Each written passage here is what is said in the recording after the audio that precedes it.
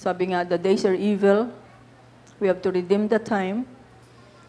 At masyado pong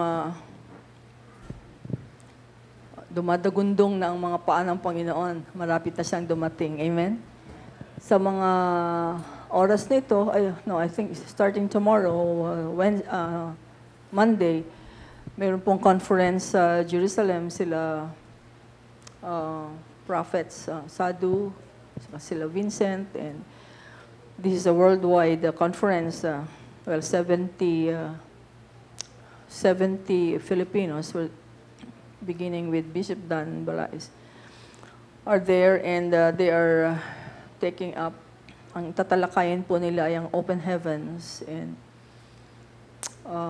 based on what I heard, it's very, very urgent because, masyado pong maiksi ang nakikita nilang timetable, no?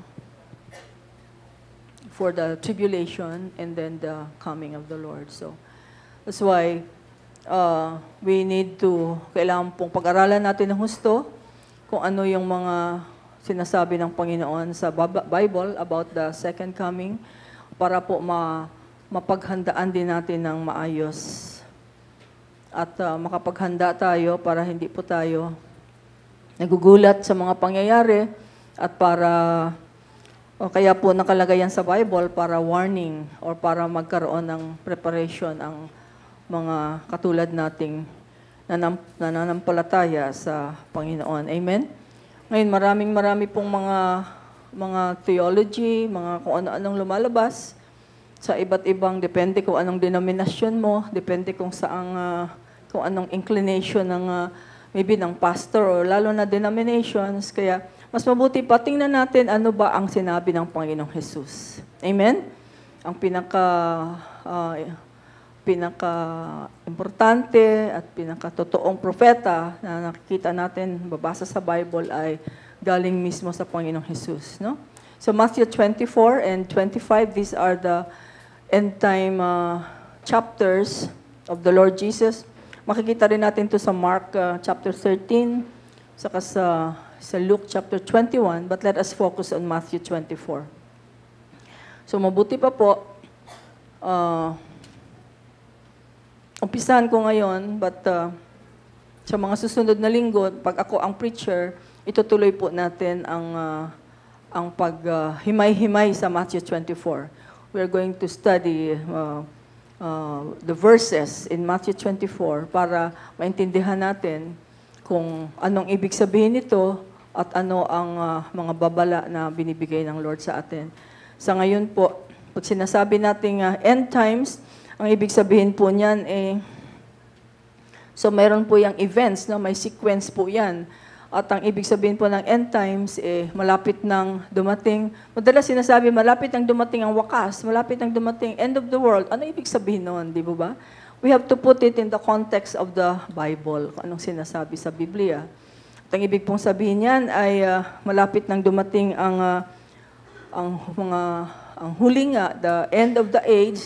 Nang ibig sabihin niyan ay ang pagbabalik ng Panginoong Jesus, ang judgment ng believers, and then yung pagtatag niya ng kanyang kaharian. No? Maraming mga mananampalataya hindi masyadong binabanggit yung kingdom of God. Kingdom of God really actually means is the coming kingdom, yung kaharian na itatatag ng Panginoong Jesus dito sa mundong ito. No? Siya mismo nag-announce niyan. Si John the Baptist nag-announce niyan. And all the apostles, the kingdom of God is at hand. The kingdom of God is near. That means the coming reign of our Lord Jesus Christ here on earth. Amen?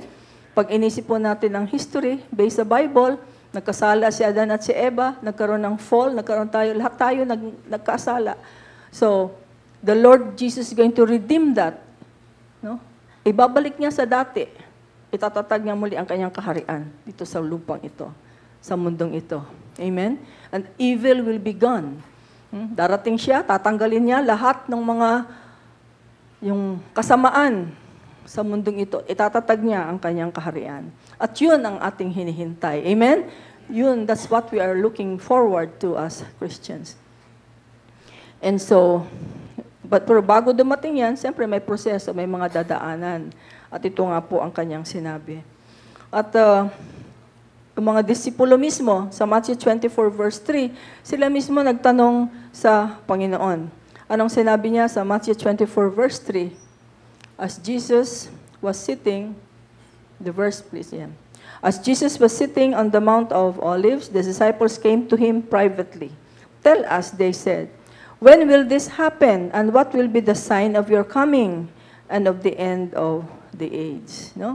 So ito yung umpisa, kaya binanggit niya sa Matthew 24 ito, sinabi sa kanya, ang mga disipulo mismo nagtanong. Sabi niya, ano ang signales ng iyong pagbabalik, ang iyong pagdating? At yung end of the age, the end of the age. And yun nga po, mahaba ang sinabi ng Lord sa Matthew 24. Kaya siguro po ay, itong for this Sunday, dahil may communion tayo, so sasummarize lang po natin yung pinaka-sequence ng sinabi niya sa Matthew 24, the sequence of events. And malaking bagay po dito, mabubuwag po yung karamihan ng mga katuruan ng mga, kahit tayo, matagal na nating naririnig dati, mabubuwag po pag nakita natin yung events na sinabi ng Panginoon mismo sa Matthew 24. Marami na dyan na kasagutan, mga kasagutan na dyan kung darating ba si Lord bago mag-tribulation or after tribulation or during or yung mga ganun po. Tingnan natin kung anong sinabi ng Panginoong Jesus. Amen? So sa verses 4 to 12, verses 4 to 12, maybe you have to get your Bible. No? Hindi ko na po nilagay yan as a projector natin. Let us just read Matthew 24, verses 4 to 12. Let's read them from the Word of God themselves. Sino nagdala ng Bible?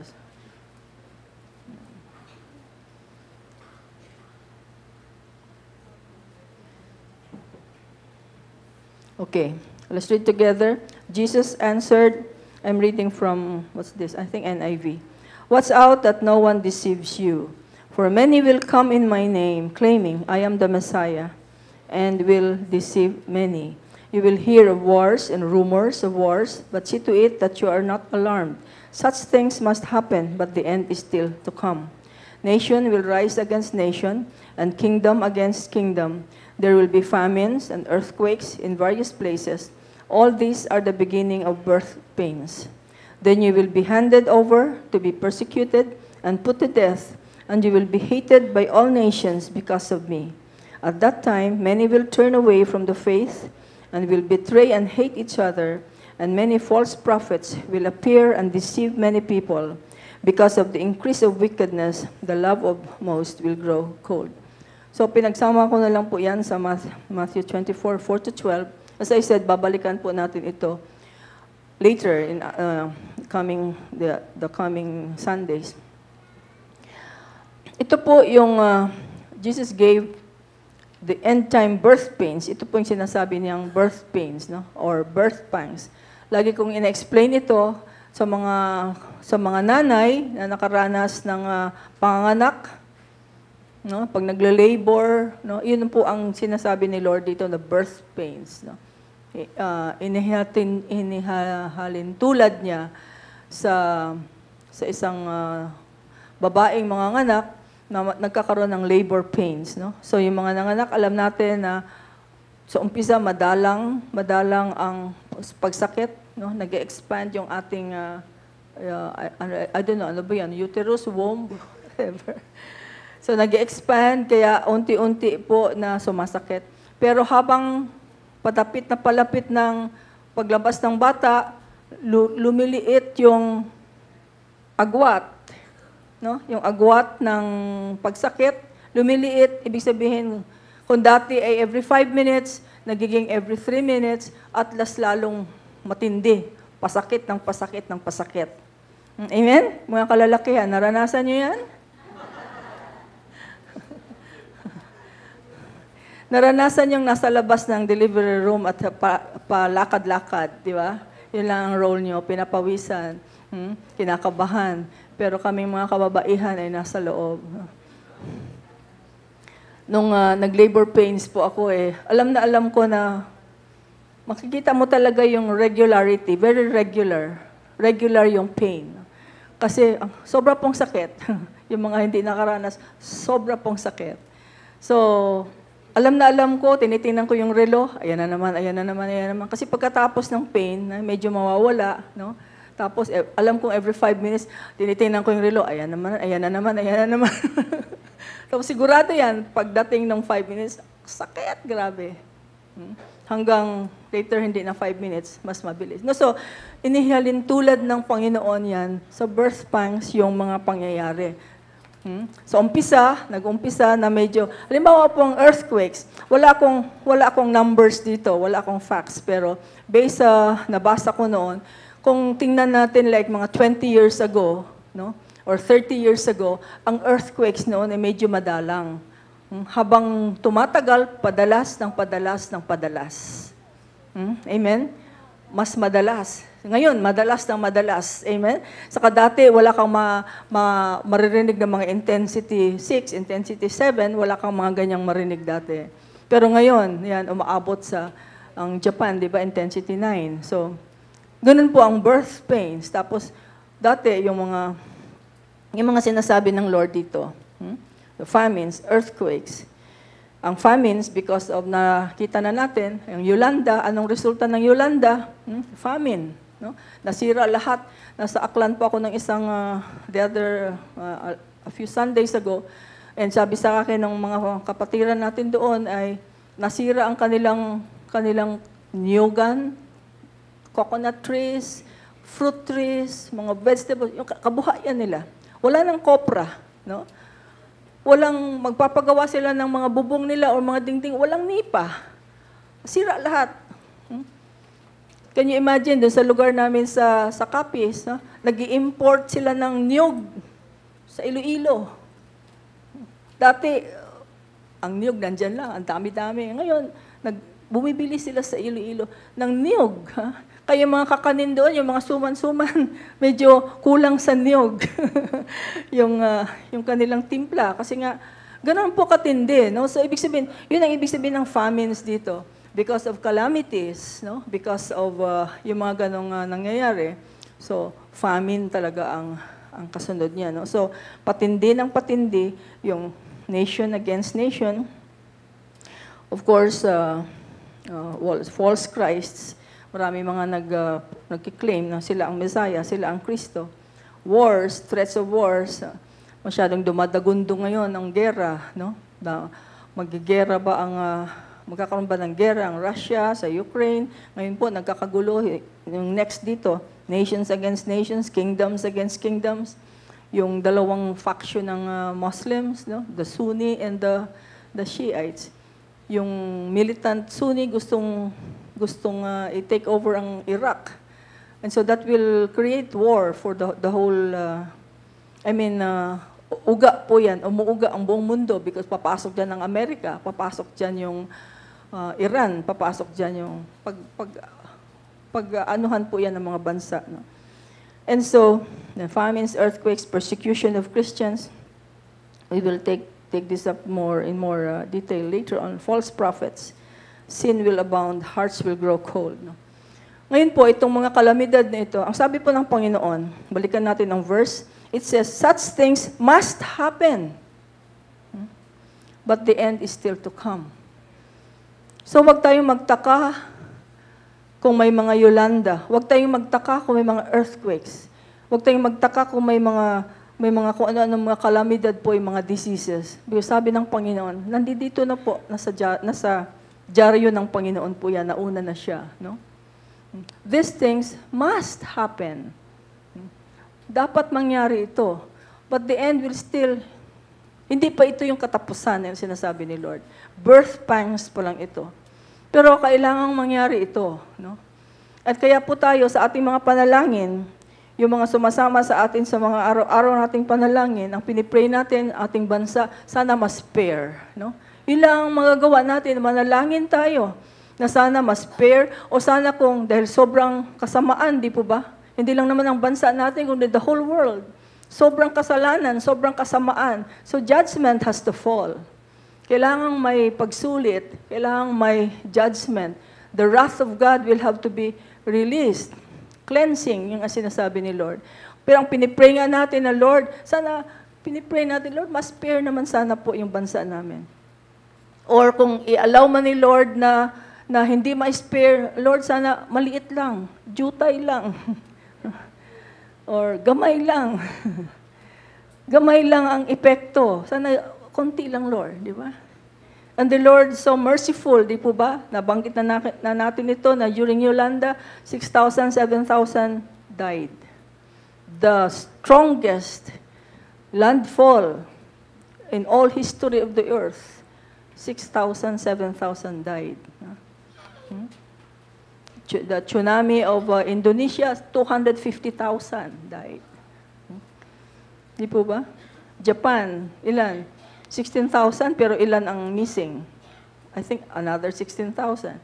Sa Japan, nagkaroon din ng earthquake, 80,000. Haiti, 80% of Haiti was devastated.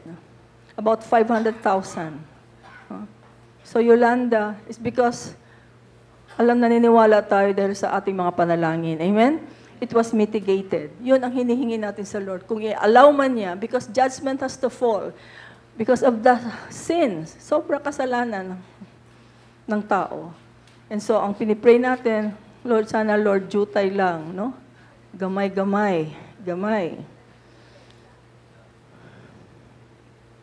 Ano ba sa Tagalog yun? No. Konti lang. Okay, amen. But of course, we pray. Kaya pinipray natin, no? And I would like to ask you, pray for your own families. Pray for your own safety. Amen? We declare every morning sa ating prayer, Psalm 91. No? Psalm 91 is the prayer for protection. No? So declare it for yourself. Declare it for your family. But you cannot just declare it without the first verse. It says, I who dwell in the secret place of the Most High. No? We should have a very, very intimate relationship with God. Because I have set my heart on you. Because I have made the Lord, who is my refuge, even the Most High, as my dwelling place. No? So you cannot declare it just like parang novena, no? O parang abracadabra. Kailangan po, merong relasyon ka sa Panginoon para ma-declare mo at ma-claim mo ang Psalm 91. Amen? But what I'm saying is, we are praying as a church, but pray for your own protection. Because these things must happen, sabi ni Lord. Hindi tayo dapat magtaka. Dapat nga ini-expect natin ito. Kaya lang tuloy-tuloy ang hingi natin sa Lord, Lord, gamay lang. Lord, wag naman. Amen? That's the reason for our prayers. Amen.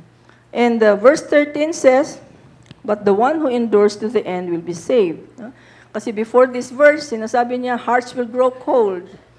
Because of so much difficulties, because of so much, mga famines, mga earthquakes, many faith will waver, no? Maraming lalayo sa Panginoon, maraming magkakaroon ng cold hearts. We will talk about this later again, no? Paano natin ito malabanan, saka ano ibig sabihin nito, no? And verse 14, memorize natin yan, di ba? And the good news about the kingdom will be preached throughout the whole world, so that all nations will hear it, and then the end will come. Madalas ang sinasabi natin, the gospel of the kingdom. No? And we always talk about the gospel, giving salvation to people through Jesus Christ. No? Pero mas malalim po dito ay, when the Lord talks about the kingdom, is His kingdom that is coming. No? The kingdom, kailangang maintindihan yan ng maraming tao, kailangang marinig yan ng lahat ng tao, that the kingdom of God is at hand. That the kingdom of God is going to come, that the kingdom of God is coming, and it's Jesus Christ who is going to establish this kingdom. He is going to be the prime minister of prime ministers, the president of all presidents, amen? The King of kings and the Lord of lords. And that is coming. The whole world should know that. Hindi naman ibig sabihin ay the whole world will accept it, but at least they should hear about it. And they will make a decision. And then, verse 15. Let's read verse 15 from the Bible. So when you see standing in the holy place the abomination that causes desolation, spoken of through the prophet Daniel, let the reader understand. So ito po, when you see standing in the holy place, pag binasa po, pag pinag-aralan natin yung book of Daniel, he is talking here about the Antichrist. So dito po sa verse 15, magkakaroon po ng tinatawag na third temple, no? Yung nasira ay second temple. Sa ngayon po, walang temple sa Jerusalem. Pero based po sa mga prophecies, lalo na sa Ezekiel, magkakaroon uli ng temple. Itatayo uli ang temple. Hindi po natin alam kung kasing gara ng temple ni Solomon. Sa ngayon po, if you have been to Jerusalem, ang nakalagay dun sa lugar kung saan yung temple dati, yun po yung Dome of the Rock ng mga Muslim. Ang kanilang monumento, laki-laki po dyan. Saka nandyan po yung third holy place ng Muslim.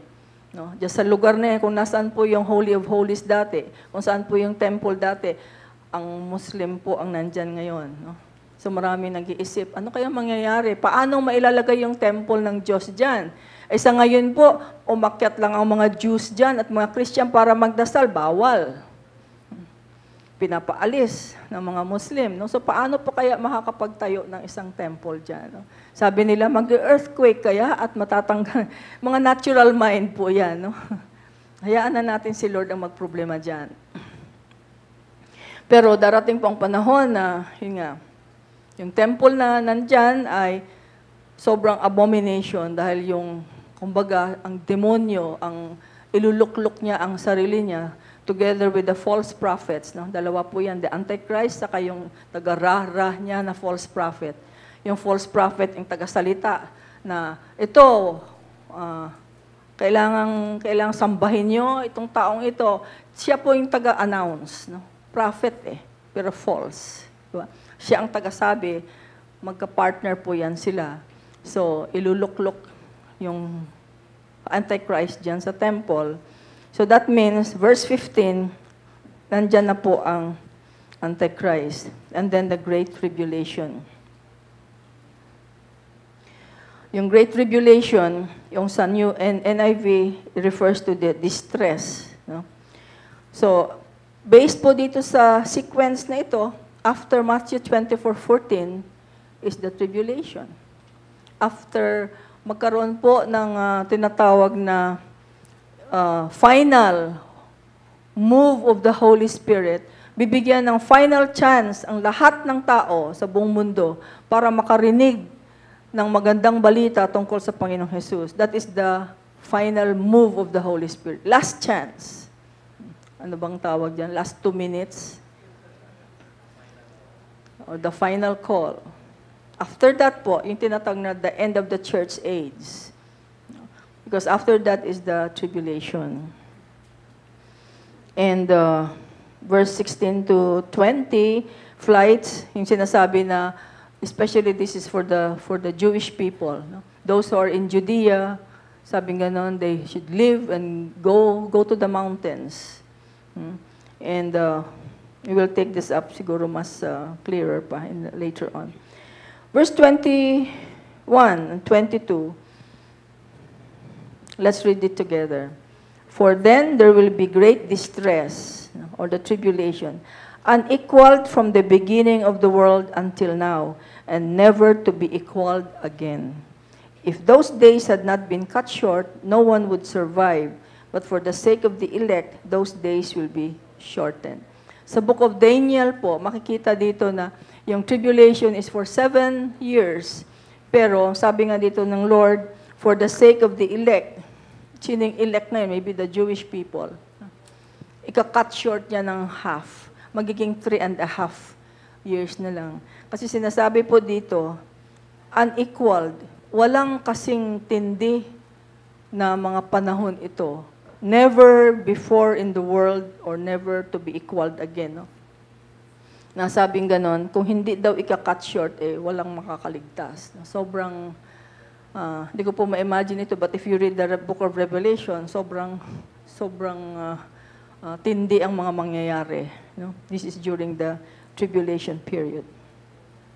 So it will be cut down to 3.5 years. At yun yung sinasabi nga, mga naririnig ko po, yun ang malapit na, yung tribulation na ito. Sa Israel po ngayon, ang the major things that are happening, binabantayan natin lagi yan because of the blood moon. No? Alam nating may mangyayari. So, ano ba ang mga mangyayari? Bakit in-announce ng Lord through the blood moon? No? Sa ngayon, ang nakikita natin ay yung, just for understanding ng mga iba po dito na medyo may alam tungkol dito, yun pong the Palestinians, no? Ang Palestinians po, yung kalaban ng Israel, within the land of Israel, dalawang faction po yan. No? Yung isa po, yung tinatawag na Fatah, or Palestinian Authority, at yung isa po ay Hamas. Okay? Dalawa po yan. Ngayon, dati po, hindi magkasundo itong dalawang ito. Yung Fatah, medyo moderate. No? Gusto rin yan ng destruction ng Israel, pero yung Hamas talaga po, declared yan na terrorist organization yan. Declared yan sa whole world that Hamas is a terrorist organization. Ngayon, ang Hamas po, number 1 po nila sa kanilang constitution o kanilang charter, bakit sila nag-exist, is destruction of the state of Israel. So they exist to destroy Israel. Yun po ang ibig sabihin yan. Amen? So terrorist yan. Sila po yung nagbobomba, sila yung nagpapadala ng mga rockets every day. Tens, hundreds of rockets ang kanilang in-attack sa Israel. Sila po yung basta sila, terrorist sila. So dati po, hindi magkasundo itong dalawang faction na ito. No? So ang Israel nakikipag-usap dito sa Fatah, no? Na hindi terrorist. Pero ano rin ito, grabe rin, galit din itong mga husto sa Israel. So, ang Israel, nakikipag-usap dito para magkaroon ng peace negotiation. Ang Amerika, ganun din. Ngayon po, itong very recently, nag-unite itong dalawa. So, yung Hamas kasama na sa Palestinian Authority, Palestinian government. So, nagsama po sila ngayon. Ngayon, ang Israel ngayon, umatras. Sabi niya, I cannot negotiate with a terrorist organization. I cannot negotiate with somebody whose number 1 objective is to destroy me. Di ba? Amen? So, ayaw nila. Ang Amerika po, dapat umatras na rin dahil America should not be talking to a terrorist organization. America should not be talking to somebody whose number 1 objective is to destroy Israel. But America continues to talk to the unity government. European government, the European Union continues. No? The whole world continues to talk to this unity government with Hamas. No? Yun po ang pinaka-major na nangyayari recently. So, ano pong mangyayari dyan, that remains to be seen. Pati po, of course, yung Iran, tuloy-tuloy sa kanila nuclear power. Anyway, so 23 to 28, well, the false Christ, false prophets, doing signs and wonders, no? Maraming mga propeta, makikita rin mga signs and wonders ang ginagawa, pero these are false prophets. And then, after that, so after the tribulation is 29 to 31 is the coming of the Lord. Ito na po yun. Yung tinatawag yung dati, sinasabi natin the second coming, this is the second coming. At pag binasa po natin, kapareho lang po nung sinasabi sa 1 Thessalonians 4:15, which everybody calls the rapture. No? So, based dito po, there is just one event. No? The rapture and the second coming, iisa lang po yun. No? So, it's very, very, very unbiblical to say that the rapture will come before the tribulation. No? Hindi po yan sinabi ng Panginoon. So the tribulation, the coming of the Lord is after. Matthew 24:29 to 31. Let's read it together. Immediately after the distress of those days, no, the tribulation, the sun will be darkened, and the moon will not give its light, the stars will fall from the sky, and the heavenly bodies will be shaken. No? So there will be so much signs in the sky. Then will appear the sign of the Son of Man in heaven. And then all the peoples of the earth will mourn when they see the Son of Man coming in the clouds of heaven with power and great glory. Bakit po magmo-mourn ang karamihan ng tao? No? Because they have not been listening. Because they have not been believing. They will mourn, totoo pala. They will mourn because of sinfulness. Pag dumating po ang Panginoong Jesus, there's no need, there's no more time to repent. Amen? What is done is done. That's why all the peoples of the earth will mourn because majority of the people of the world will not believe. No? Will not believe in the second coming of Jesus Christ na talagang darating, or many, even majority will not be believing in the Lord. No, so, all the peoples of the earth will mourn when they see the Son of Man coming on the clouds of heaven with power and great glory. And He will send His angels with a loud trumpet call. Diba? 1 Thessalonians 4. He will send His angels with a loud trumpet call, and they will gather His elect from the four winds, from one end of the heavens to the other. Yun po yung in 1 Thessalonians and in Corinthians, yung sinasabi po na yung during this time, yung mga namatay na kay Kristo, no, yun po yung unang mabubuhay. At then, yun po ang unang mabubuhay at they will receive their immortal body or body from heaven. Huwag niyo po akong tanungin kung anong itsura noon. Hindi ko rin po ma-imagine. But that is in 1 Corinthians 15, that we will receive our immortal body. We will all be changed. We will receive our immortal body. Amen? Ito po sarili ko lang to ha. I mean, it's not, I'm not saying this is the doctrine of the church, pero because of this word that we are going to be, those who are in Christ will rise first and will receive, no, papalitan ang body, we will receive a heavenly body. No? Yun po ang reason ko na ayoko po magpa-cremate pag namatay ako. Because I will be resurrected. And I will receive a new body. No? So I don't know kung nakakalat yung abo ko, hindi ko alam kung ano. Of course, God is sovereign, no? But and even the Jews, no? The Jewish people, yung mga rabbis po, pagka may binomba na bomba ng mga Jews, lumawa isang bus, sinabugan ng bomba at nakakalat lahat ng parts ng katawan. Sila po, isa-isa po nilang kukunin yan, the rabbis.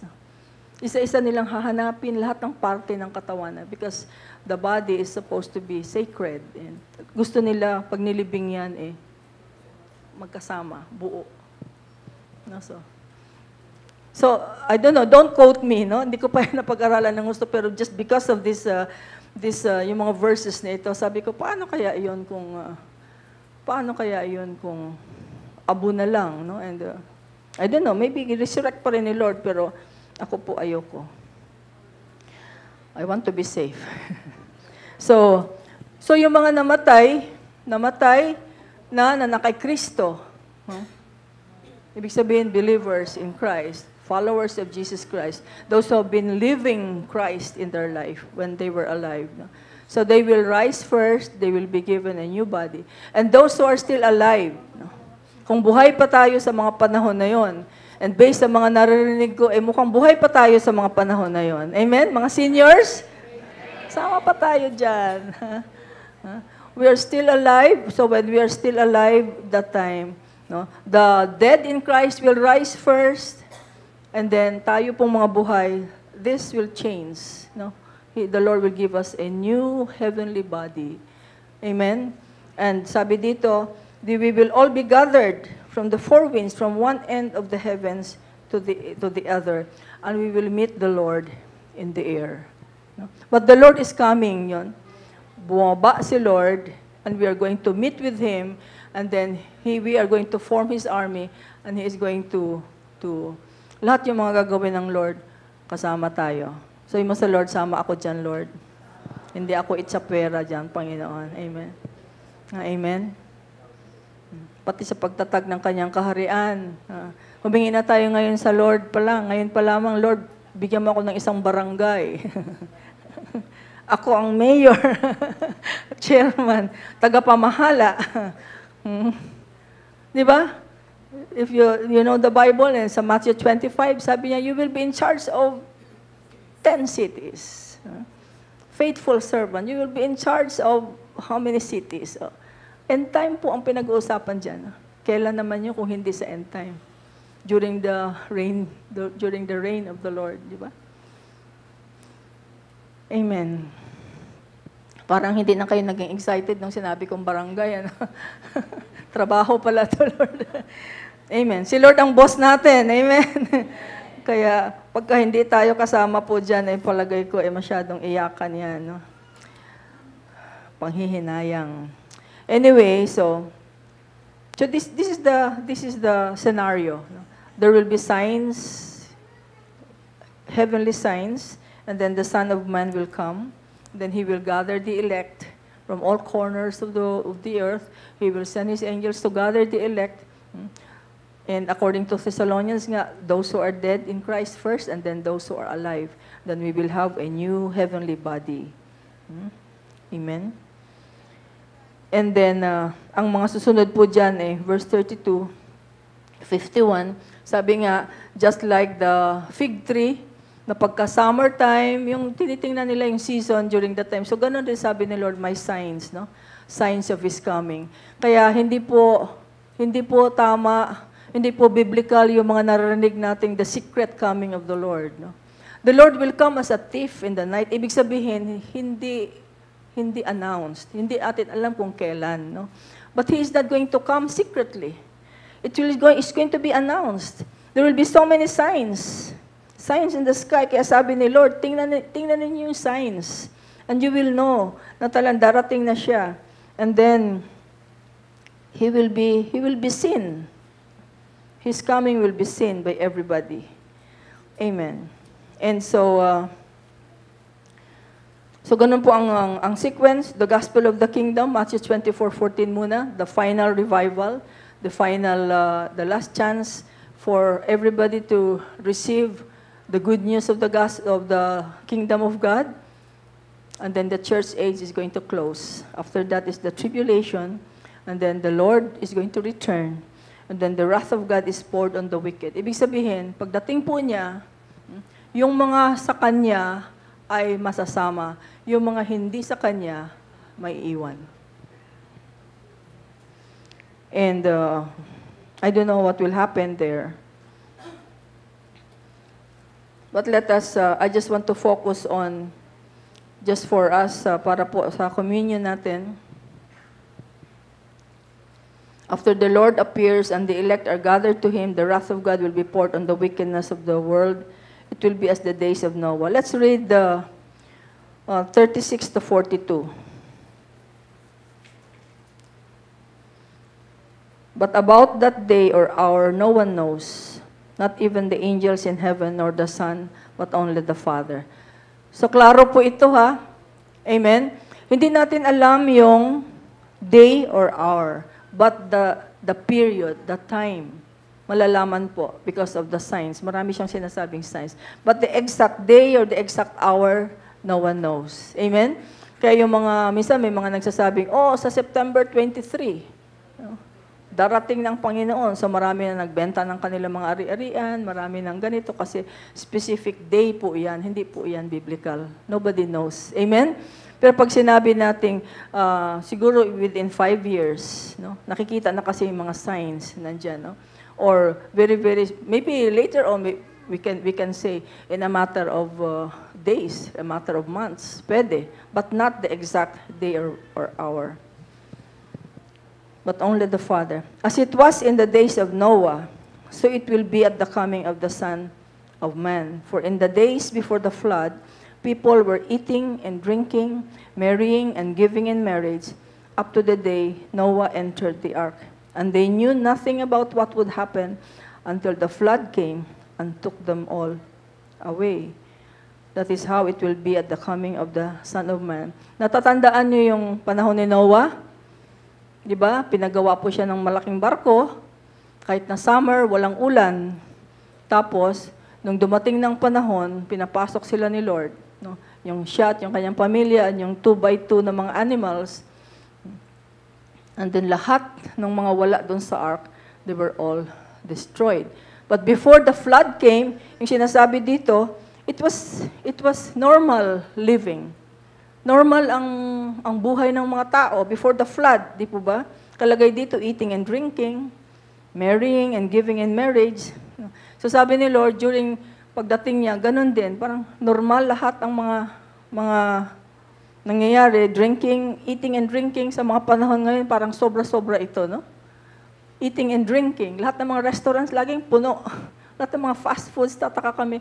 Saan ba akala natin hihirap ang Pilipinas, no? Right after Yolanda, pumunta ka sa lahat ng mga malls, mga punong-puno, eating and drinking. Marrying, no? Ang daming kinakasal mga panahon na ito, di po ba?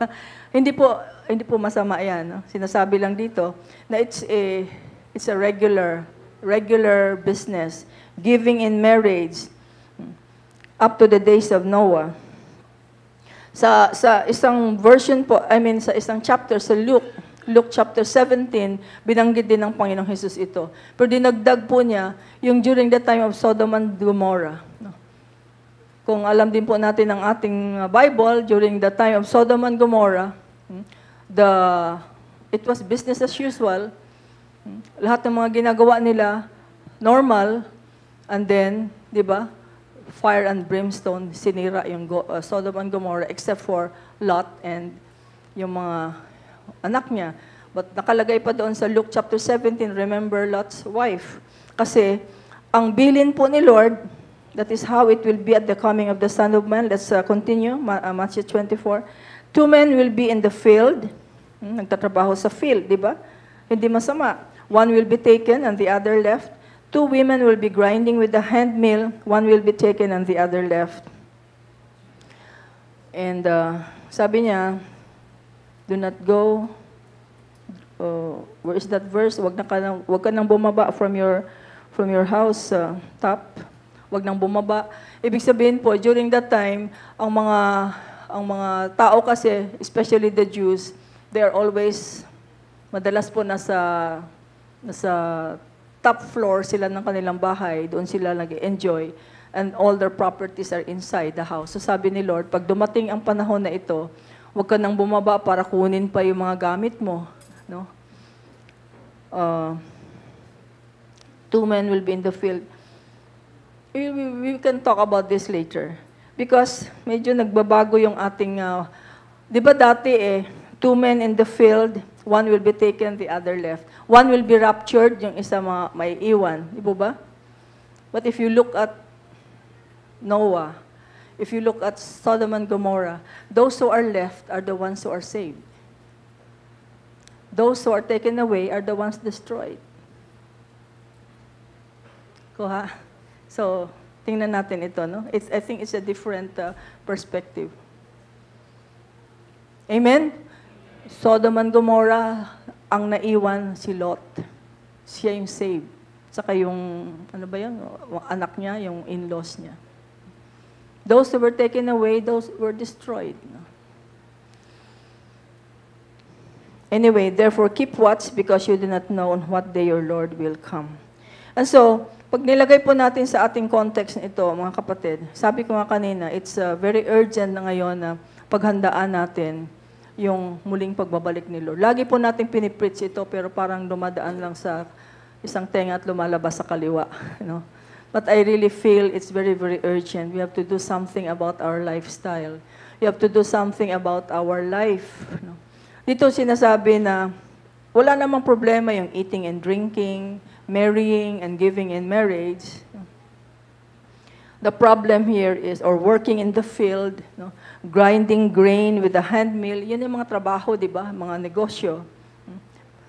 Buying and selling, planting and building. Wala namang problema po yan. Kaya lang po, ang heart po natin ay nandyan sa mga gawain na yan. Ang importante po yung ating puso. Because we are in when we are eating and drinking, that means partying, that means kasiyahan, no? Kasiyahan, having all the comforts of so much eating and drinking, our heart is there. Our longing is there. When we are marrying, giving in marriage, ilan yung mga narinig kong, hindi po muna ako nakakapagsimba kasi busy ako sa aking kasal. So, tinatabi natin si Lord dahil busy ka sa kasal mo. Di ba? Parang ganun yun eh. Or, hindi po ako nakaka-Bible study, hindi ako nakakapagsimba kasi sobrang daming stress sa business, sobrang maraming, Ang nangyayari po, as I said, ang ibig pong sabihin nito, that during that time, everything is normal, we are all doing the normal activities, and then the Lord is going to come.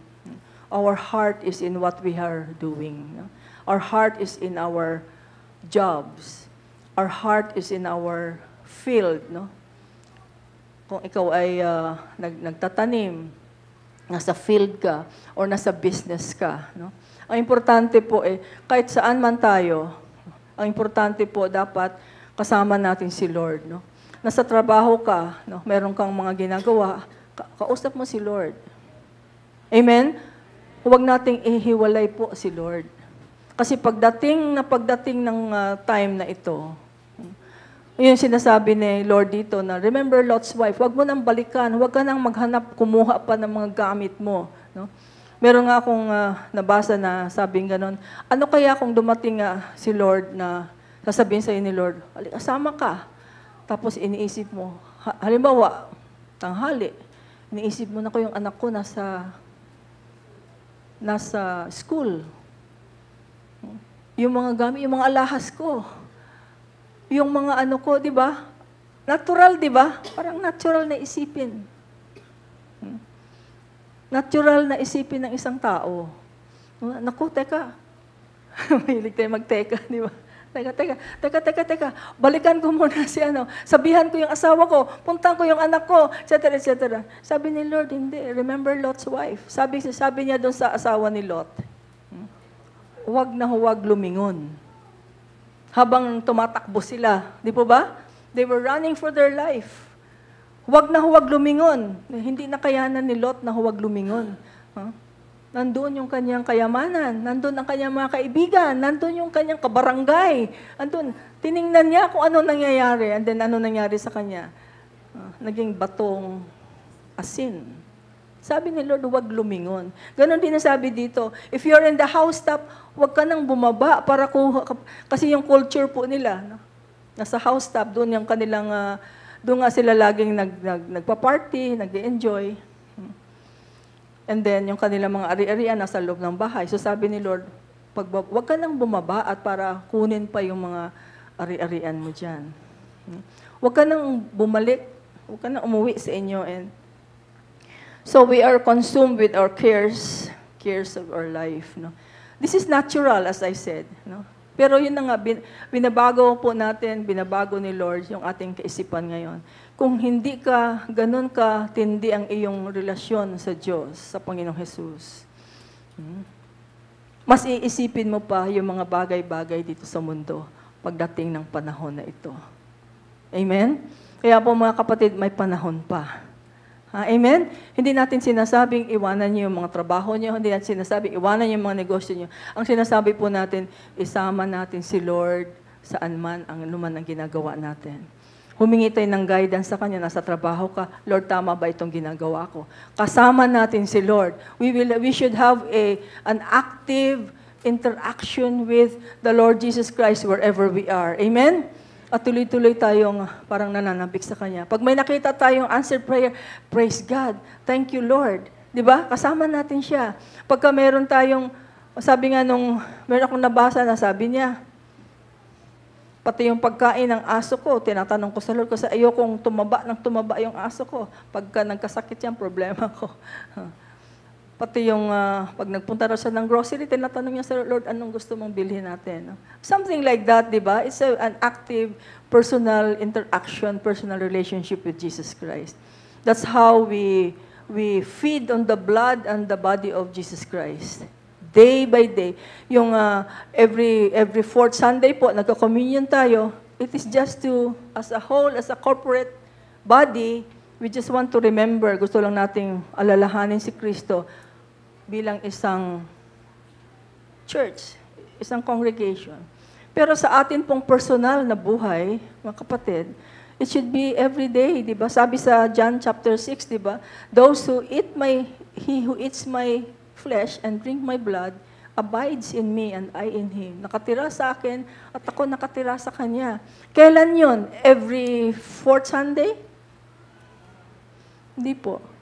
Hindi ko naman sinasabing lagi tayong may dalang skyflakes at may dalang grape juice at hindi po. No? Eating the body and blood of the Lord Jesus is having Him in our life wherever we are. Amen? Having communication with Him. Kasama siya. Part siya ng ating buhay. Amen? Yun po ang ibig sabihin yan. Para po pagdating ng panahon na darating si Lord, di tayo namangha. Sino ka? Parang hindi natin kilala. No? Later on, pag dumating tayo sa 10 virgins, ayan, lalo na. Makikita na talaga natin na sino ang kulang sa oil at sino yung sobra sa oil o may tamang oil, yung kulang sa oil. It's a puwera talaga. So we're going to do that also during this series of the second coming. Darating din po tayo dyan. No? So, sa ngayon lang po ay isipin na lang muna natin whatever we are doing right now, let us feed. Ibig sabihin po, palakasin natin yung ating inner life. Palakasin natin yung ating the spiritual body. No? May kausap ba ako? Yung atin pong relasyon sa Diyos, gano'n na lang siguro. Our inner self, inner life, inner man. No? The Bible talks about the inner man, yung atin pong sa kaloob-looban natin that belongs to God. Amen? The body of Jesus Christ in our life. Kailangan pong lumaki, kailangan pong lumago at mag-control sa ating buong buhay. And may panahon pa po tayo.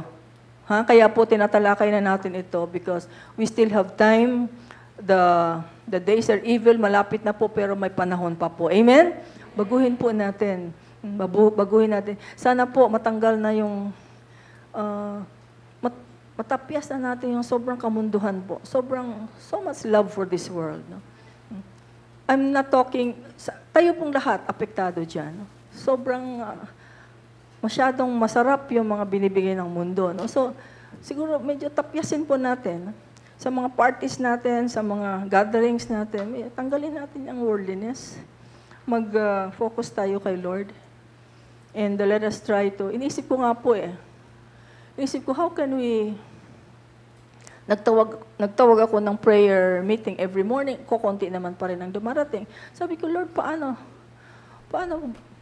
ko ba ma-force itong mga ito? Paano ko ba kayo, na magpaayos na sa Lord. Wala na po tayong panahon para magpabanjing-banjing pa sa ating buhay spiritual. Amen? Magpaayos po tayo. I'm thinking of having, maybe we can have every Saturday, parang retreat type, or something that's very highly spiritual, just to lift up our spirit. So much preparation po. We have to change our personality. We have to be transformed. We have to die to ourselves. No? And wait, hindi po biro yung warning na sinabi ni Lord na mga sobrang hirap na dadaanan natin. And hearts will grow cold because of this. No? And nababother lang po ako na marami akong nakikita na very lukewarm pa po tayo. Sobrang lukewarmness ng church, no? Or Christians in general. And we have to do something. Okay, so let us have our communion. And sa pagko-communion po, as I said, this is not done only every fourth Sunday. And you don't have to eat the bread and the cup. Communion, having communion with Jesus Christ is making Him involved in everything that is happening in our life. Amen? and exercise His authority, etc. Kahapon po, nasa aeroplano ako, no? So, nung bago malapit mag-landing, maraming turbulence.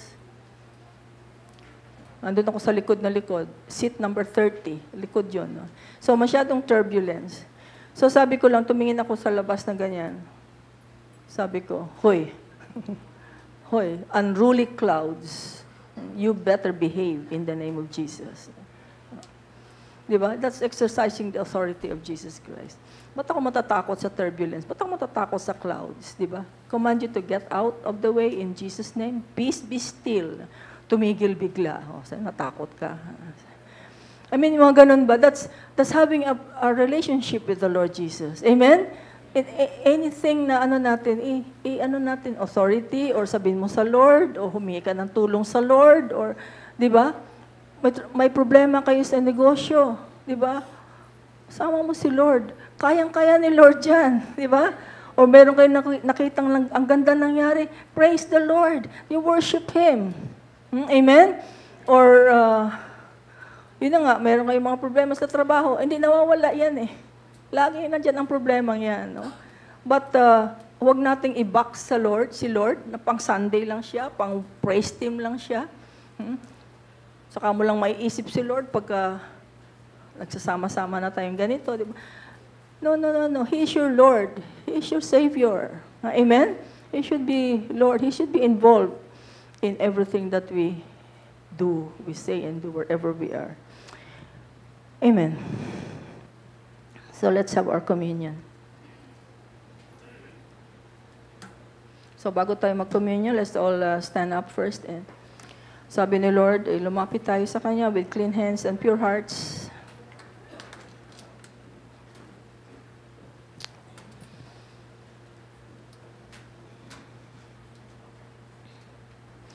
Pag may mga ganito pong pagkakataon na mayroon po tayong repentance, wag na po ninyong itago yung mga ayaw niyong kantiin ni Lord, ayaw niyong galawin ni Lord sa buhay niyo. I-release niyo na po. Tulad ng ating one of our lectures here, find deliverance, seek deliverance. Hingi ka sa Lord ng freedom, no? So, time ng paghugas, pagligo sa Espiritu ng Diyos. So, Father God, we are here, Lord, in the name of Jesus. We are going to aalalahanin namin, Panginoon, ang ginawa ng Panginoong Jesus sa cross para sa amin lahat. Pero bago po dyan, Lord, ayaw po namin, Panginoon, na lumapit sa iyo, na napakarumi po ng aming mga kamay, aming mga puso, Panginoon. Kayo, Panginoong Jesus, ang host dito, kayo po ang nag-alay ng iyong katawan at ang iyong dugo para sa amin. Kaya po, sobrang nakakahiya, Lord, na lumapit kami sa iyo na sobrang madungis ang aming mga kaluluwa, aming mga gawain. So, humingi po kami ng tawad, Lord, right now. Ang sabi mo, Panginoon, pag kinumpisal namin, pag binagkas namin at inamin namin itong mga kasalanang ito, ang sabi mo, Lord, ay kayo po ay tapat at kayo ay punong-puno ng pagmamahal sa amin na patatawarin niyo kami at lilinisin niyo kami sa pamamagitan ng iyong banal na dugo. Kayon po ang gagawin namin ngayon, Lord. Humingi kami ng tawad, Lord. Hallelujah, labakarabasan. Banggitin niyo na lang sa Lord ano ang dapat mong talikuran. Hingi mo ng tawad sa Panginoon. Hallelujah, labakariya, labarabashikarabasan. Ore kaya labarabasan ni Lord, unang-unang katamaran namin bilang mga Kristiyano, Lord. Pagiging lukewarm namin, maligamgam ang aming mga puso, Panginoon, para sa iyo. Lord, we're sorry. O kaya labarabakarabashikarabasan, kaya labarabakarabashikarabasan, ore labayara kaya labarabakarabashikarabasan, Ore la biara ya la biara kaya la biara bara bashikara basanda ore la biara ya la biara kaya la biara ya la biara ya la bara bakara bashikara basanda ore la biara bara bakara basanda ya patawad Lord baguhin mo ako Lord. Lord, how we need you, Lord. We need you, Lord. We ask you for your help, Lord. Baguhin mo kami, Lord. Tanggalin mo mga masama namin ugalin. Baguhin mo mga personality namin, oh Lord. Kaya la biara kaya la bara bakara bashikara Uri alabayara kari alabayara kaya alabaraba karaba shikarabasanda. Alabakaraba karaba shikarabasanda. Uri alabaraba karaba shikarabasanda. Yakura kalabara. Totoo ang mga salita mo. Hindi ka po nagbibiro sa mga salita mo, Lord. Uri alabaya karabasanda. Halakira alabayara karabasanda. Patawad, Panginoon, sa sobra naming pagka-ugat sa mundong ito, Lord. Sobra naming minamahal, sobra yung mga nasa mundong ito. Hallelujah, forgive us, O Lord. Karabasada kaya ayusin mo ang aking puso, O Lord. Forgive me, O Lord. Hallelujah, kaya rabarabashi. Uri, labaya kaya rabarabasan niya. Kapatid, talikuran mo na. Talikuran mo na yung mga lust of the flesh niya. Talikuran mo ng pornography. Dadalhin ka niyan sa impyerno, kapatid. Talikuran mo na yan. In the name of Jesus. May kapangyarihan ka laban dyan. Banal na dugo ni Kristo. Hallelujah. Hallelujah. The Holy Spirit. Ask the Holy Spirit to help you. Exercise your will right now to turn away. You, those who are in adultery, those who are in fornication, layuan mo na yan. Lakarabasada, maabutan ka ni Lord dyan. Ngayon pa lamang, lakarabasada, karabasada, uri ilabay, talikuran mo na yan, pagsisihan, magbagong buhay na tayong lahat. Hallelujah, rabakaya, karabasada, uri ilabay, karabasada, yung mga di nakakapagpatawad, pakawalan mo na yan. Pakawalan mo na yan nasa puso mo. Ask the Lord for the power right now to release forgiveness. Hallelujah, magpatawad ka sa mga nakasakit sa iyo.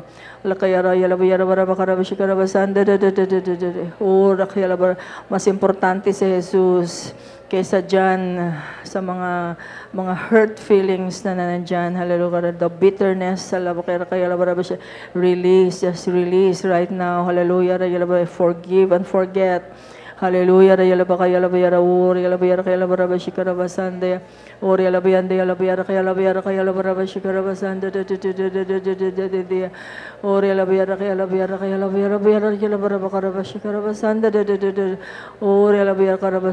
tulungan niyo kami, turuan niyo kami, Panginoon. Turuan niyo kami, Lord, how to feed on the body and blood of the Lord Jesus.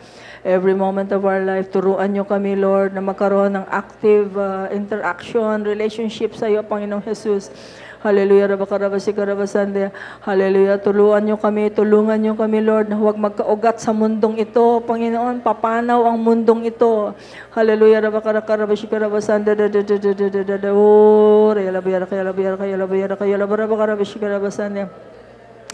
Ore la bayanda ya la bayara ya la bayara ya la bayara ya la bayara ya la bayara bakara bishikara basande ore la bayanda ya ora shikara ya la bayara ya la bayanda ya la bayara ya la bayara ya la bayara ya la bayara bakara bishikara basande ore la bayara ya la bakara ya la bayara shikara bayara ya la bakara basande ora ya la bayara bakara bishi. Hallelujah. Help us, Lord, to be ready. Help us to be ready, oh God.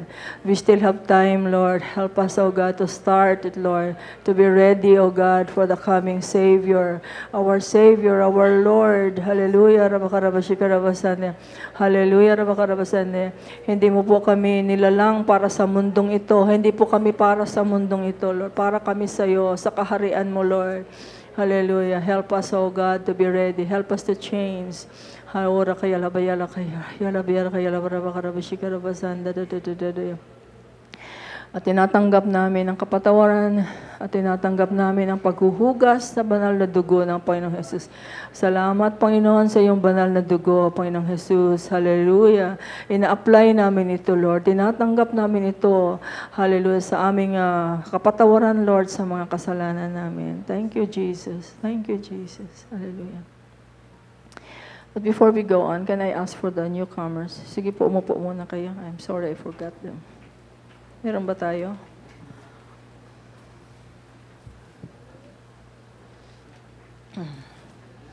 Sige po, lumapit lang po si Christian Castillo, Mary Ann Bautista.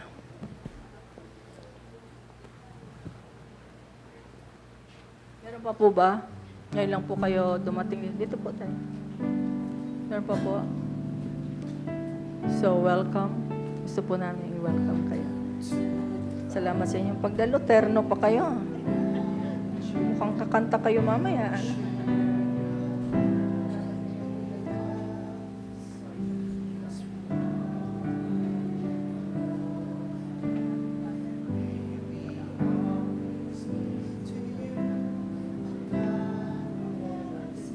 binigay niya ang kanyang bugtong na anak, ang Panginoong Jesus. Naniniwala kayo kay Kristo na siya ay namatay para sa mga kasalanan natin, para makalapit tayo sa Diyos. Ang gusto lang po niya tanggapin natin siya sa ating puso, na siya nga ang talagang namatay para sa ating mga kasalanan. Maniwala tayo dyan, na siya ang ating tagapagligtas. So ito po ang panalangin, anyayahan natin siya sa ating puso. Panginoong Jesus, sabihin niyo, sumunod kayo sa akin. Panginoong Jesus, ako po ay makasalanan, pero pinagsisisihan ko ang mga kasalanan ko. Naniniwala ako na namatay ka para tanggapin ang kaparusahan ng mga kasalanan ko. At nabuhay kang muli para mabigyan ako ng bagong pag-asa, bagong buhay, buhay na walang hanggan. Panginoong Jesus, binubuksan ko ang aking buhay para sa iyo bilang aking Panginoon at tagapagligtas. Maraming salamat sa kapatawaran ng mga kasalanan ko at magmula ngayon, nasa sa akin ka na at ako ay nasa sa iyo. Maraming salamat. Amen. Amen. Sige po, bumalik na muna kayo doon sa inyo. Praise God. Amen. Amen. May I call on the pastors now for our communion?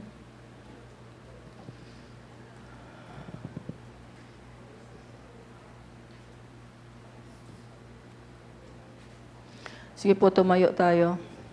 Basahin natin ang salita ng Diyos. 1 Corinthians 11:23. Si Pablo ang nagsasalita dito. Ito ang aral na tinanggap ko sa Panginoon at ibinibigay ko naman sa inyo.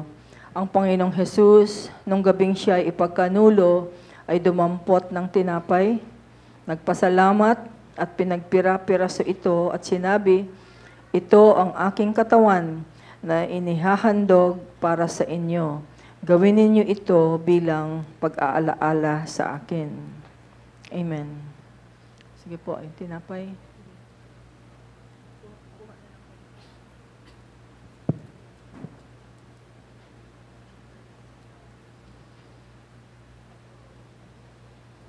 Gayun din naman, matapos maghapunan, ay hinawakan niya ang saro at sinabi, ang sarong ito ang bagong tipan na pinagtitibay ng aking dugo. Tuwing iinumin ninyo ito, gawin ninyo bilang pag-aalaala sa akin.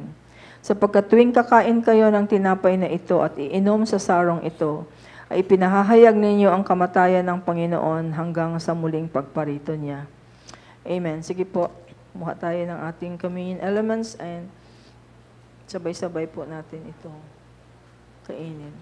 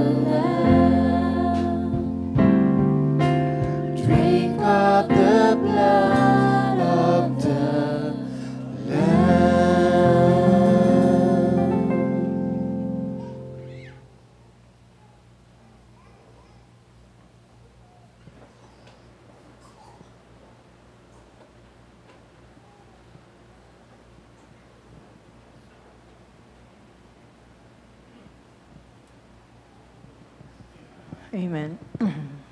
Tangan-tangan natin ang tinapay. Sabi ng Panginoong Jesus, John 6:53, kaya't sinabi ni Jesus, tandaan ninyo, malibang kanin ninyo ang laman ng anak ng tao at inumin ang kanyang dugo, hindi kayo magkakaroon ng buhay.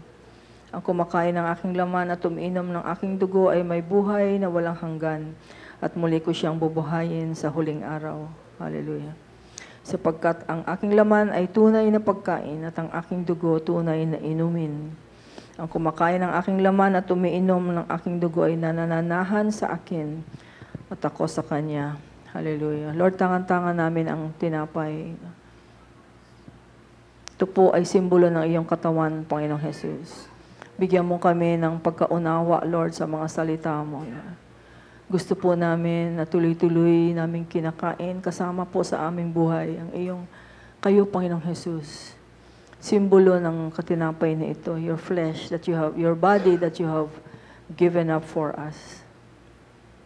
Sa aming buhay, Lord, 24/7, gusto po namin, Lord, nananahan ka sa amin at kami nananahan sa iyo. Hindi lang po tuwing linggo or tuwing praise team meetings. Lord, 24/7 ang aming buhay. Lord, we abide in you and you are in us and we abide in you, Lord Jesus.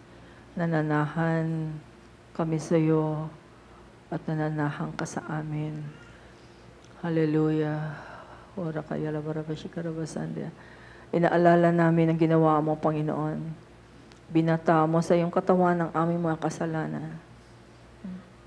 Sobra-sobrang pagmamahal ng Diyos para sa amin. Na ito ay sinikatuparan mo, Panginoong Jesus. At yun ang inaalaala namin ngayon. Hallelujah. At sa pagkain namin ng tinapay na ito, Lord, sinasabi namin na nananahan kami sa iyo, nananahan ka sa amin, Lord. Hallelujah. Ura kaya labarabasya. At lahat ng benefits, Lord, tinatanggap namin. Unang-una ang aming spiritual na buhay, Lord. Lord, na lumakas ang aming inner man, Lord. Yung aming spiritual na buhay, Panginoon. Yun ang mas importante kaysa sa physical naming buhay, Lord. Palakasin mo, Lord, sa pamamagitan ng iyong espiritu at sa banal na dugo mo, Lord. At sa pagkain namin ng tinapay na ito, Lord. Ito ay simbolo na kasama ka nga namin, Panginoon. Hallelujah. Hallelujah.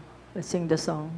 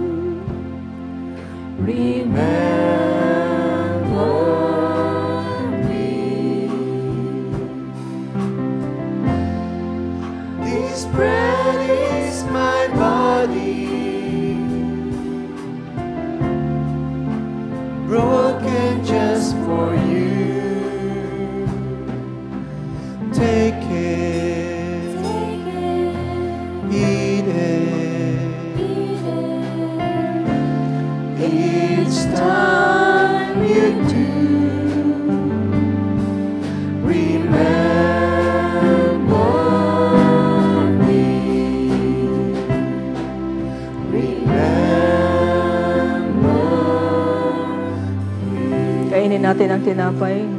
Buong pagmamahal ay inaalala ang Panginoong Jesus.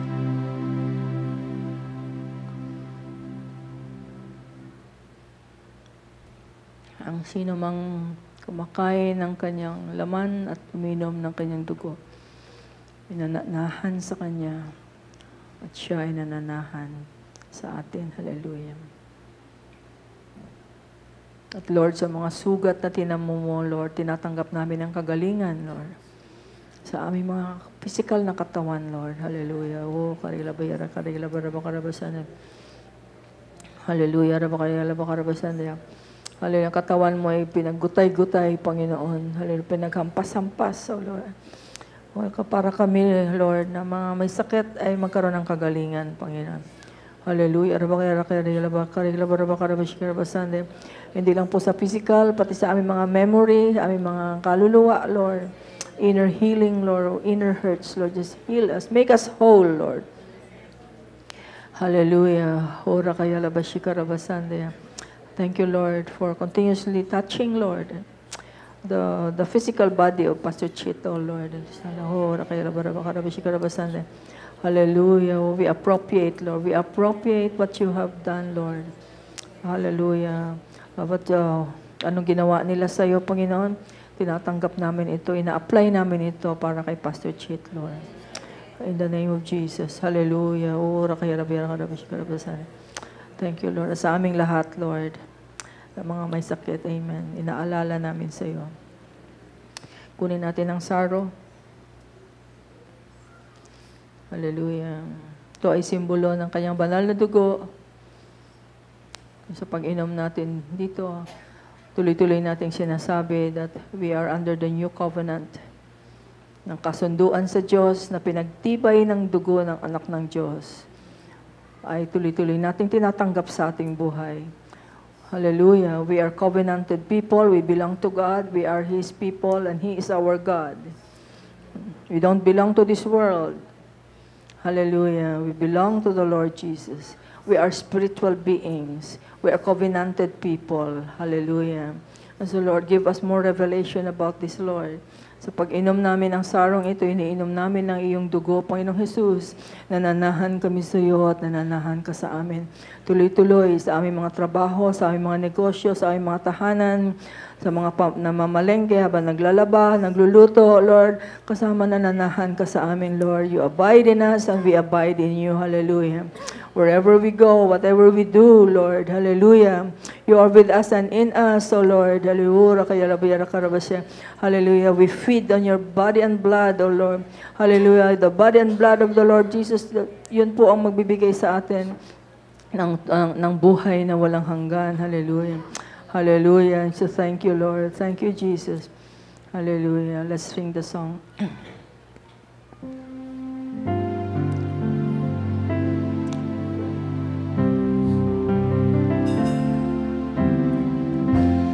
Take this cup,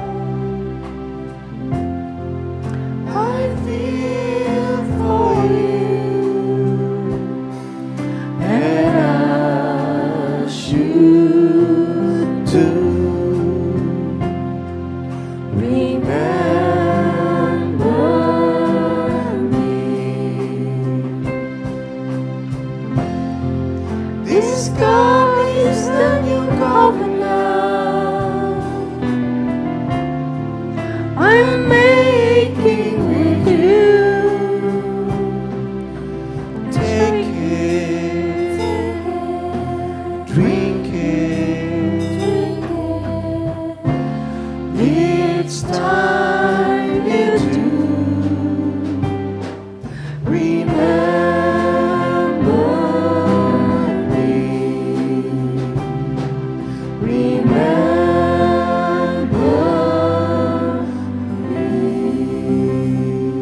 Sa katabi mo, I love you in the Lord.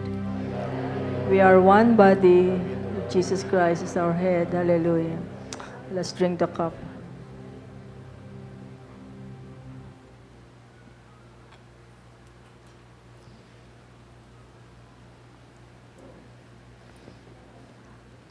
By the blood of Jesus, we overcome all the works of Satan in our life. Amen. In the name of Jesus.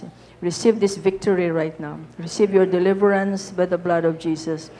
Hallelujah. Lahat yung mga nirepent natin kanina, humingi tayo ng kapangyarihan sa Panginoon. Receive the power of God right now by the blood of Jesus to free you, to deliver you. Hallelujah. And by the power of the Holy Spirit, especially the works of the flesh, hallelujah. We put to death right now by the power of the Holy Spirit, and by the blood of Jesus we overcome all bondages, all strongholds of the evil one in our life. Hallelujah. Tanggapin mo ang iyong kalayaan. Yung mga nagpo-pornography dyan, tanggapin mo ang kalayaan mo ngayon. In the name of Jesus. Release, release. Pakawalan mo na yan. In the name of Jesus. Alabakaya, alabakaya, alabakaya, karabashi. Hallelujah. Those who are in immorality, fornication, or extramarital sexual activity, or premarital sex, be free right now. Be free. Talikuran mo yan. You have the power by the blood of Jesus. Hallelujah. Receive the power of the blood against sin. Walang kapangyarihan ang kasalanan sa iyo, kapatid. Hallelujah. Huwag kang palilin lang sa diablo. Walang kapangyarihan ang diablo sa iyo. Walang kapangyarihan ang kasalanan sa iyo. Walang kapangyarihan. You are free. You are free by the blood of Jesus. Hallelujah. So receive your freedom. Ora kaya labaya kaya labarabasanda. Ora labaya kasya kaya labaya kaya labarabasanda. Hallelujah. Raba kaya labakarabashikarabasanda ya. Ora labayanda ya labakaya labarabakarabasanda. Hallelujah. We are free to serve the Lord. Hallelujah. Sabi natin, I am free to serve God. I am free to serve the Lord. Hallelujah. I am free to worship the Lord. Hallelujah. Oh, hallelujah. Rabakaya labarabakarabasanda. Hallelujah. I belong to Jesus Christ. I don't belong to this world. I belong to the kingdom of God, the kingdom of our Lord Jesus Christ. I belong to His kingdom. I don't belong to this world. Hallelujah. Tanggalin mo, Lord, ang pagkaugat namin sa mundong ito. Ang sobrang pagkamahal namin, Lord, sa mga gadgets, sa mga ginagawa sa mundong ito, Lord. Sobrang pagmamahal namin, Lord. Tanggalin mo po, Lord, ang appetite namin dito. Hallelujah. Hallelujah. At ibaling niyo po sa appetite namin sa spiritual things, Lord. Ibaling niyo po sa Bible. Ibaling niyo po sa pagkauhaw namin sa presensya mo, Lord. Hallelujah. Ora kaya labakaraya labarabashikarabasanda. Hallelujah. Ora labayarkar. Be filled with the Spirit of God. Hallelujah. Be filled with the Holy Spirit right now.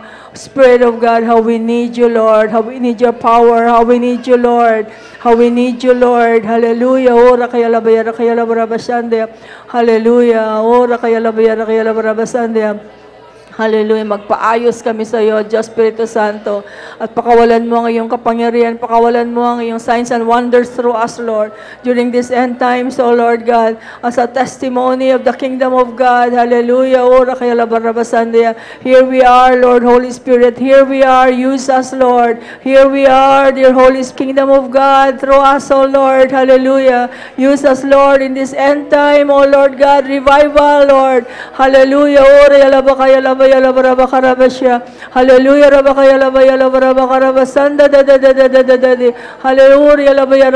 Hallelujah. Hallelujah. Lord, form us, Lord, as your army, Lord, during this end times, O Lord God. Hallelujah. We are with you, Lord Jesus. We are part of your army, Lord Jesus. Hallelujah. Hallelujah. To execute your authority here on earth during this end times, O Lord God. In the name of Jesus, matanggal lahat yung mga kasamaan sa pangalan ni Jesus. Hallelujah. Ora kaya labarabasandia. Hallelujah. Use us, O Lord God, for your glory. Hallelujah. I belong to you, Lord Jesus. Thank you, Lord, for the deliverance. Hallelujah. Amen. Let's sing the final stanza.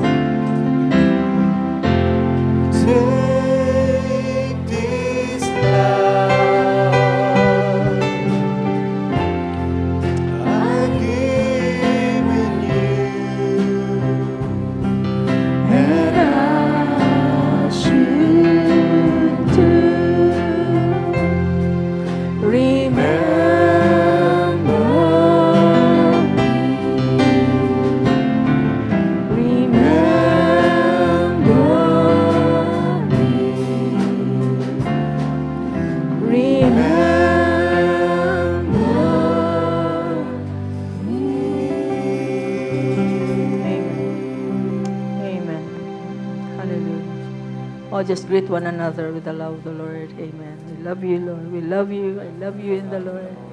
I love you in the Lord. Hallelujah. Praise the Lord. And please sit down. Sige po, magsiupo na tayo and let's give our offerings, tithes and offerings to the Lord now.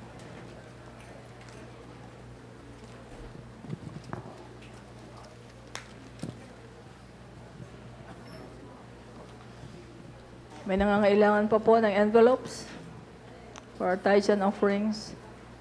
We can go directly to prayers. Taas lang ng kamay, nangangailangan pa.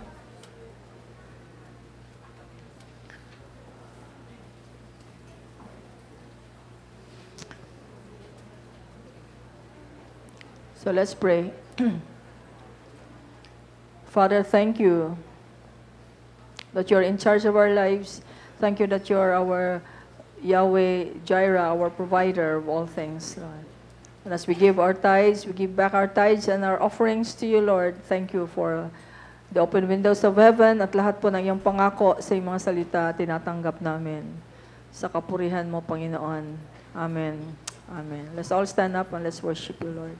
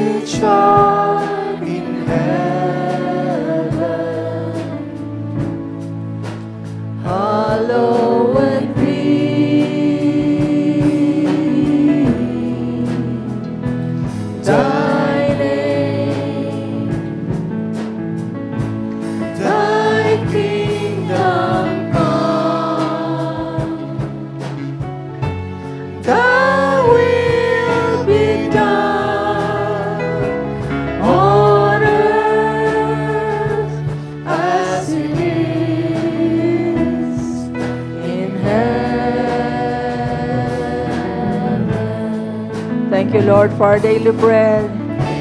Hallelujah. Our daily provisions. Our daily bread. And forgive us our debts as we forgive our debtors. And lead us not into temptation, but deliver us from all evil. Hallelujah. For thine, Father, is the kingdom.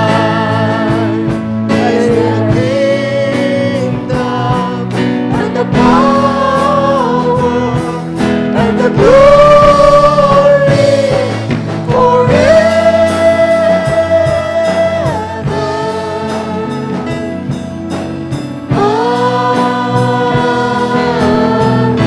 Please sit down.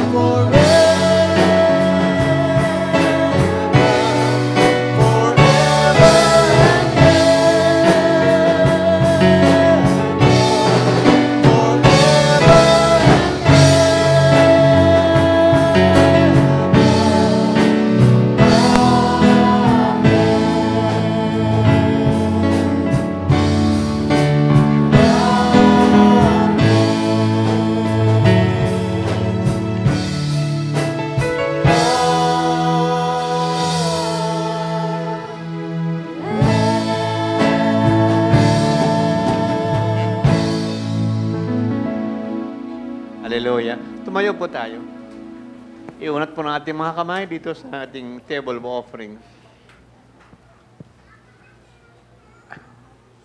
Abang banal, kami po nagpapuri, nagpapasalamat, Panginoon, sa inyong pagmamahal po sa aming Iglesia, Friends of Jesus Christ, sa inyong katapatan. Na sa lahat ng aming panahon, Panginoon, dito sa mundo, Panginoon, kami po pinagpala ninyo ng husto. Lahat aming kailangan, Panginoon, sa aming buhay ay natanggap na namin. Kaya Panginoon, itong aming binibigay mga ikapo at handog, Panginoon, ito po ang paalaala sa inyo, Panginoon, na kayo po ay mahal namin, hindi ang pera. Hallelujah. At dalangin ng Panginoon, ito po ay tanggapin ninyo, Panginoon, at padamihin ninyo, Panginoon. Hallelujah. At sa inyong pangako, Panginoon, ito po ay babalik po sa amin, Panginoon. Siksik, liglig, mag-umaba pa ang iba, ibubuhos ninyo, Panginoon, sa Friends of Jesus Christ. I-claim po namin, Panginoon, meron kaming church building ang lahat, Panginoon. Hallelujah. At lahat po mga kailangan ng iglesia, at sa aming mga pamilya. Kami po yung nagpapuri, nagpapasalamat, Panginoon, sa inyong katapatan at pagmamahal mo po sa amin lahat, Friends of Jesus Christ. Amen and amen. Palakpakan natin ng Panginoon.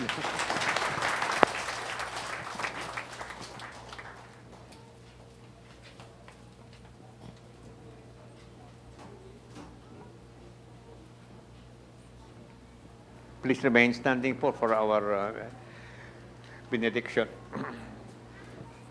Sabihin lang niyo po, amen sa aking babasahin. The Lord bless you and keep you. Amen. The Lord makes His face shine upon you. Amen. And He be gracious to you. Amen. The Lord lift up His countenance upon you. Amen. And give you peace. Amen. Shalom, shalom, shalom. The grace of the Lord Jesus Christ and the love of God and the fellowship of the Holy Spirit be with you all. Amen and amen. We continue to declare our marching order, Matthew 24:14. And this gospel of the kingdom will be preached into all the world as a witness to all nations, then the end will come. Amen.